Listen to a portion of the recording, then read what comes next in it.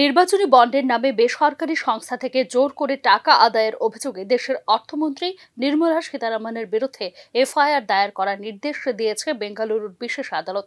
নির্মলা সীতারামন এবং তার অর্থ দপ্তর ইলেকট্রাল বন্ডের নামে টাকা তুলেছে বলে পিটিশনে অভিযোগ দায়ের করেছে জনাধিকার সংঘর্ষ সংগঠন। সব নথিপত্র খতিয়ে দেখে তিলকনগর থানাতে দেশের অর্থমন্ত্রীর বিরুদ্ধে এফআইআর দায়ের করার নির্দেশ দেয় বেঙ্গালুরুর বিশেষ আদালত। নির্মলা সীতারামন অর্থমন্ত্রী হিসেবে নিজের ক্ষমতার অপব্যবহার করেছেন এবং তাঁর দলকে বাড়তি সুযোগ সুবিধা পাইয়ে দিয়েছেন বলে অভিযোগ করেছে আবেদনকারী সংস্থা জনাধিকার সংঘর্ষ। স্টেট ব্যাংকের তথ্যেই পরিষ্কার যে নির্বাচনী বন্ডে ব্যাপক তোলাবাজি হয়েছে বলেও নিজেদের দায়েরকৃত পিটিশনে উল্লেখ করেছেন আবেদনকারীরা। আদালতে যাদের বিরুদ্ধে অভিযোগ দায়ের করা হয়েছে সেই তালিকায় নির্মলা সীতারামন ছাড়াও রয়েছেন বিজেপির সর্বভারতীয় সভাপতি জেপি নাড্ডার নামও। নির্বাচনী বন্ডের মাধ্যমে বিভিন্ন ব্যবসায়ী সংস্থার কাছ থেকে টাকা তোলা হয়েছে। এক্ষেত্রে ইডির মতো সংস্থাকে ব্যবহার করে ব্যবসায়ী ও শিল্পপতিদের উপর চাপ সৃষ্টি করা হয়েছে।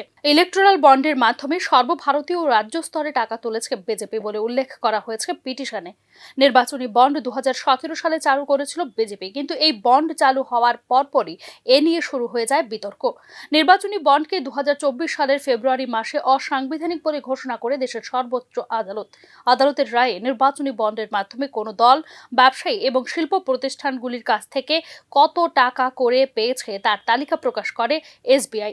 এতে দেখা যায় বিজেপির ঘরে এসেছে 6,061 কোটি টাকা, তৃণমূল পেয়েছে 1,610 কোটি টাকা এবং কংগ্রেস পেয়েছে 1,422 কোটি টাকার চাঁদা।